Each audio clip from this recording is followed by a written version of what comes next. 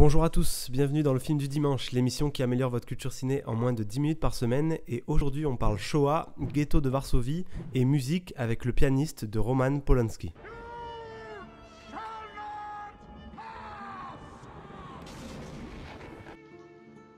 You talking to me? I am your father. Funny how? I mean, funny like I'm a clown, I amuse you? La Seconde Guerre mondiale est peut-être l'événement le plus marquant du XXe siècle, et a, en tant que tel, inspiré bon nombre de réalisateurs différents. On peut clairement le constater sur ma chaîne. J'y ai d'ailleurs déjà consacré 2 vidéos. Cette guerre, en plus d'avoir été une horreur militaire, comme nous avons pu notamment le remarquer dans ma vidéo sur le film « Il faut sauver le soldat Ryan », fut aussi particulièrement horrible pour les civils et spécialement le peuple juif. Mais bon, je ne vais pas vous refaire un cours d'histoire, j'imagine que vous connaissez tous ce sujet. Le film dont nous allons parler aujourd'hui se concentre sur cette partie de l'histoire. Dans cette critique, nous allons voir comment ce film participe activement au devoir de mémoire concernant cet événement. Mais commençons par une petite présentation. Le pianiste est un drame franco-britannique sorti en 2002 et réalisé par Roman Polanski, que vous connaissez sûrement non seulement pour sa filmographie avec des films comme Rosemary's Baby ou encore Chinatown, mais aussi pour sa vie privée à cause notamment du meurtre de sa femme Sharon Tate, commandité par le célèbre Charles Manson, ou encore pour sa condamnation pour agression sexuelle sur mineurs en 1977. Le film se concentrant sur un personnage, nous aurons donc un seul acteur récurrent tout le long du film. Adrien Brody, que l'on a aussi vu dans King Kong, le 3e volet de la saga Predator ou encore plus récemment dans la série Peaky Blinders. Au niveau des seconds rôles, nous pouvons noter la présence de Thomas Kretschmann, Emilia Fox ou encore Frank Finlay. Le film fut un succès commercial avec environ 120 millions de dollars de recettes dans le monde pour 35 millions investis. Mais surtout, le film obtint un très gros succès critique avec notamment la Palme d'Or du Festival de Cannes 2002, 7 Césars ou 3 Oscars. Le film est adapté du roman autobiographique de Władysław Spiedman, dans lequel celui-ci raconte la façon dont il a survécu dans le ghetto de Varsovie, puis après sa liquidation jusqu'à l'insurrection de la résistance polonaise et l'invasion soviétique. Comme vous l'avez sûrement compris suite à mon introduction, l'une des forces du film est bien entendu son propos de fond. Le film aborde un sujet plutôt difficile à calibrer. En effet, la Shoah est un sujet particulièrement sensible, surtout en Europe.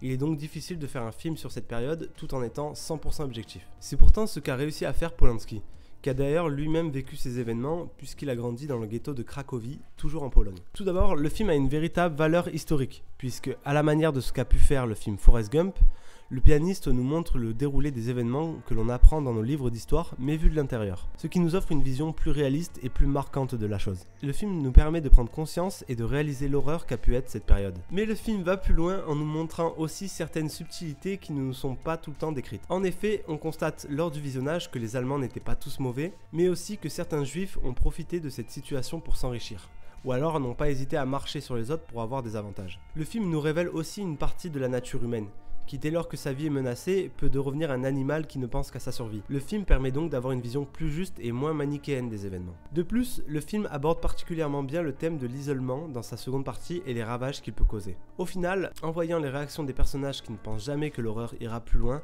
on se demande comment une telle tragédie a pu se passer. Un peu à l'image d'un film comme Django Unchained, le film nous fait éprouver un véritable sentiment de révolte. Mais comme je ne cesse de le répéter, vidéo après vidéo, un film avec un réel propos de fond, c'est bien. Mais sans une forme haut niveau, cela ne sert à rien. Surtout pour ce thème-là, où la limite entre le touchant et le larmoyant est très fine. Mais là encore, Polanski a su éviter les pièges. Commençons par parler de la réalisation tout simplement impeccable. Tout d'abord, la mise en scène est intéressante. En effet, Polanski prend le parti de filmer les événements du point de vue du personnage. On est constamment à la hauteur des personnages, comme si l'on faisait partie intégrante de l'histoire, ce qui permet une meilleure immersion. Les mouvements de caméra sont millimétrés et fluides. On a aussi un véritable jeu avec la foule, notamment avec quelques plans séquences, mais aussi avec les décors pour nous faire éprouver un sentiment d'enfermement, de claustrophobie. En effet, pendant une très longue partie du film, nous n'avons qu'une visibilité très réduite sur l'extérieur et on se sent donc enfermé comme les protagonistes. Les décors, quant à eux, sont parfaitement reconstruits et permettent encore une fois une véritable immersion au sein du film. Ils permettent aussi, par leur beauté, de nous gratifier de plans magnifiques, dont je ne vous dirai rien pour ne pas vous gâcher la surprise. Leur taille peut aussi être utilisée afin d'amplifier le sentiment de solitude de certains personnages. Autre point qu'il m'a semblé intéressant de souligner, c'est le jeu de couleurs que propose le film. En effet, Polanski joue bien avec les teintes photographiques, les vêtements des personnages ou encore le décor pour faire une démarcation entre l'intérieur et l'extérieur du ghetto. Enfin, dernier point important, la place de la musique dans le film, qui semble être la dernière once d'humanité qui relie les personnages entre eux. Vu le nom du film, vous vous doutez bien qu'elle aura été choisie de manière mûrement réfléchie et est tout simplement magnifique. Parlons maintenant du scénario.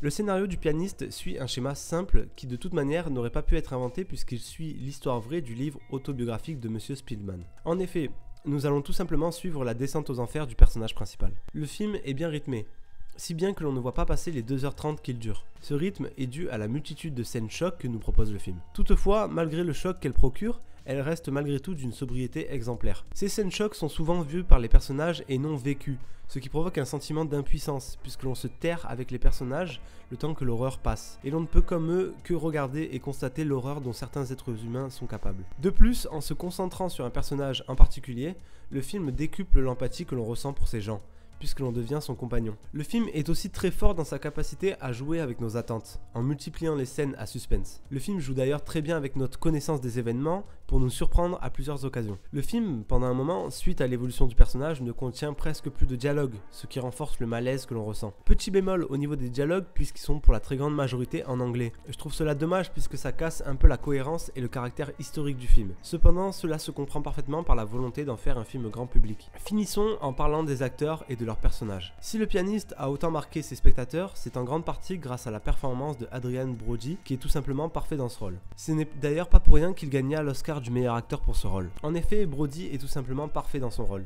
Il arrive à transmettre une impuissance presque enfantine dans son regard, ce qui est incroyable. Son personnage est plutôt intéressant puisqu'il n'a rien d'un héros et va juste, comme nous, être un spectateur de l'horreur. Et Polanski ne nous propose d'ailleurs aucun héros tout le long de ce film, seulement des personnages essayant de survivre avec le peu de moyens qu'ils ont. Son personnage est aussi très intéressant dans sa manière de toujours rester lui-même tout le long de son avancée. Les personnages secondaires sont aussi intéressants, quoique assez peu développés, ce que l'on peut reprocher au film. Cependant, les acteurs les incarnant sont très bons et font parfaitement le travail. Au final, Le Pianiste est un film très intéressant pour la vision réaliste qu'il nous offre de cet événement. Il me semble être important car il nous permet de ne pas oublier ce qui s'est passé et donc de ne pas refaire les mêmes erreurs. Ce film est véritablement éreintant dans son visionnage puisqu'il joue constamment avec nos sentiments. Mais cette épreuve en vaut la peine puisqu'il est un des plus beaux films qui m'ait été donné de voir. Et toi, qu'en as-tu pensé? Le réalisme cru de l'œuvre t'a-t-il semblé intéressant? Ou alors tu n'as pas spécialement aimé le film pour des raisons qui m'auraient échappé?